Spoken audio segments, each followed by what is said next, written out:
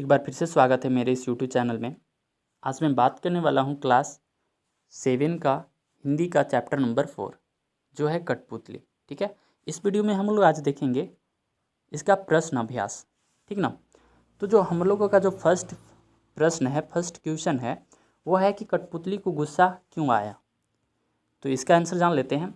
कठपुतली को गुस्सा इसीलिए आया क्योंकि उसे सदैव दूसरों के इशारे पर नाचना पड़ता था और वह लंबे अरसे से मतलब बहुत लंबे समय से धागे में बंधी हुई थी।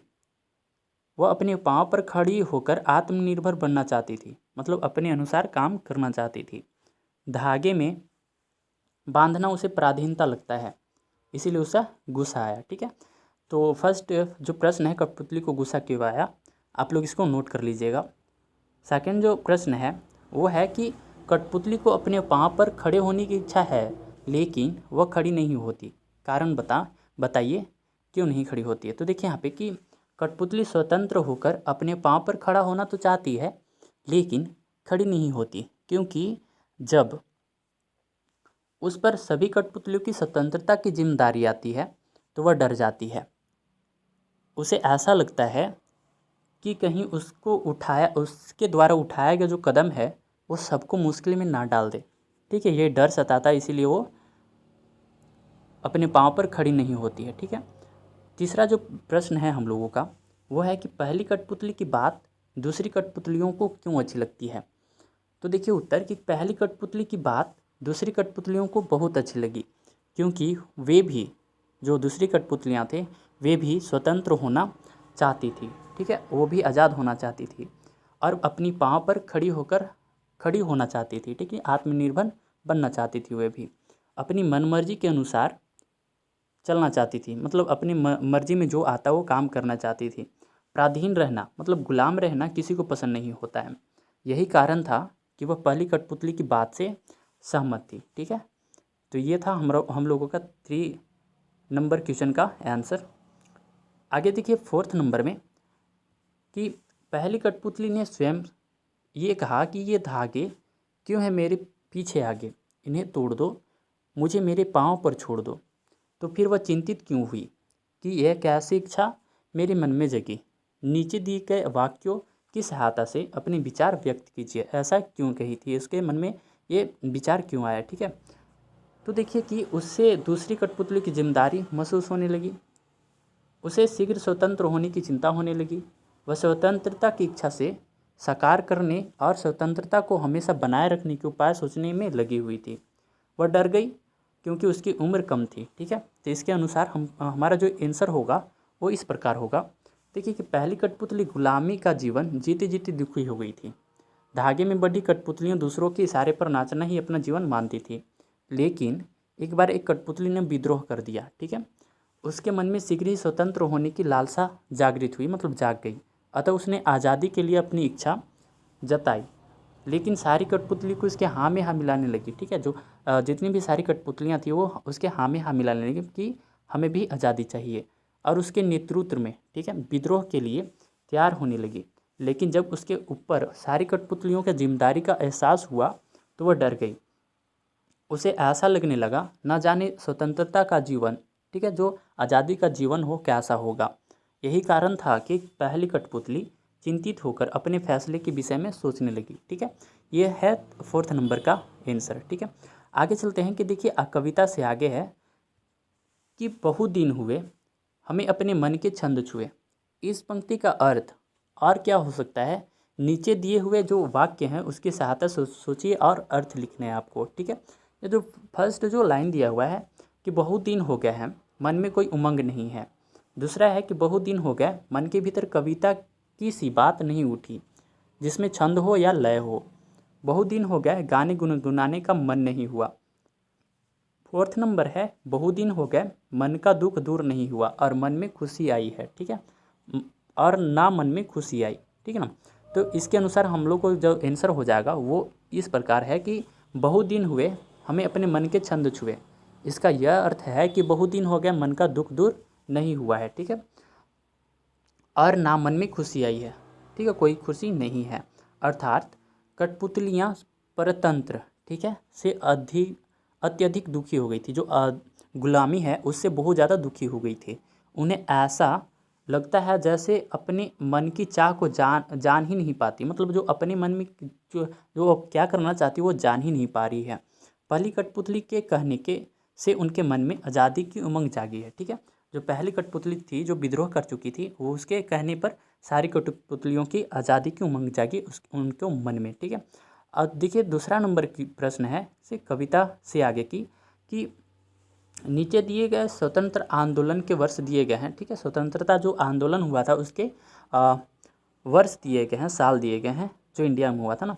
इन दोनों आंदोलनों के दो स्वतंत्रता सेनानियों, ठीक है, जो सेनानी थे उनके नाम लिखने हैं। पहला है 1857 और दूसरा है सन 1942। तो देखिए जो 1857 में जो पहला स्वतंत्रता सेनानी हुई थी वो थी रानी महारानी लक्ष्मीबाई। ठीक है, और दूसरा थे मंगल पांडे। ख नंबर है 1942। ठीक है, उसमें जो पहला थे वो महात्मा गांधी थे और दूसरा थे जवाहरलाल नेहरू। ठीक है, तो आगे चलिए, आगे चलना है कि आगे अनुमान और कल्पना है। ठीक है, सोचना है, कल्पना के द्वारा अपना आंसर देना है। ठीक है, तो पहला इसमें प्रश्न है कि स्वतंत्र होने की लड़ाई कठपुतली कैसे लड़ी होगी। ठीक है, इसके बारे में सोचिए। और स्वतंत्र होने के बाद स्वावलंबी होने के लिए क्या क्या प्रयत्न किए होंगे, क्या क्या प्रयास किए होंगे। यदि उन्हें फिर से धागे में बांधकर नाचने का प्रयास हुए होंगे, तब उन्होंने अपनी रक्षा किस तरह या किस उपाय से किए होंगे अपनी रक्षा। ठीक है, तो देखिए कि अस्वतंत्र होने की कठपुतलियाँ लड़ाई आपस में मिलकर लड़ी होगी, जो आपस में जो मिलकर लड़ी होगी, एकजुट होकर लड़ी होगी, क्योंकि सबकी परेशानी एक जैसी थी। ठीक है, आज़ाद होना और सबको एक जैसे धागों से स्वतंत्र होना भी था। ठीक है, पहले कभी कठपुतलियों ने विचार विमर्श किया होगा। ठीक है, आपस में बातचीत किए होंगे। स्वतंत्र होने के बाद स्वावलंबी बनने के लिए उन्होंने काफ़ी संघर्ष किया होगा, फिर आज़ाद गुलाम ना हो इसके लिए बहुत ज़्यादा संघर्ष किया होगा। ठीक है, अपने पाँव पर खड़े होने के लिए बहुत परिश्रम किया होगा। रहने खाने पीने जीवन यापन की अन्य आवश्यकताओं को पूरा करने के लिए दिन रात एक किए होंगे, तब जाकर वो स्वावलंबी हुई होगी। ठीक है, यदि फिर भी उन्हें धागों में बांधकर नाचने का प्रयास किया होगा तो वो एकजुट होकर, मतलब एक साथ होकर इसका विरोध किया होगा, क्योंकि गुलामी में सारे सुख होने के बावजूद आज़ाद रहना ही सबको अच्छा लगता है। ठीक है, उन्होंने सामूहिक प्रयास से ही शत्रुओं की हर चाल की नाकाम किया होगा। इस तरह उन्होंने अपनी आज़ादी कायम रखी होगी, मतलब जो उन लोगों का जो कठपुतलियों का आज़ादी है वो बनाई रखी होगी। ठीक है, आगे देखिए कुछ ग्रामर की बात है ना, भाषा की बात। ठीक है, ग्रामर भी जान लेते हैं थोड़ा बहुत। तो देखिए यहाँ की जो प्रश्न है पहला, कई बार जब दो शब्द आपस में जुड़ते हैं तो उनके मूल रूप में परिवर्तन हो जाता है। जैसे कठपुतली शब्द में क्या है, जब काठ और पुतली दोनों शब्द मिले हैं तो कठपुतली बना हुआ है। ठीक है, एक साथ हुए कठपुतली शब्द बन गया, इनसे बोलने में सरलता आ गई, मतलब आसानी हो गई बोलने में। इस प्रकार के कुछ शब्द बनाए, जैसे काठ, कट से बना कठ गुलाब, कठ फोड़वा। ठीक है, तो चलिए देखते हैं हम बनाते हैं।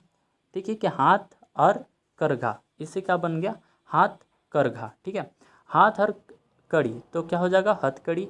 सोनपरी, ठीक है, सोन और परी से मिलकर बना हुआ है सोनपरी।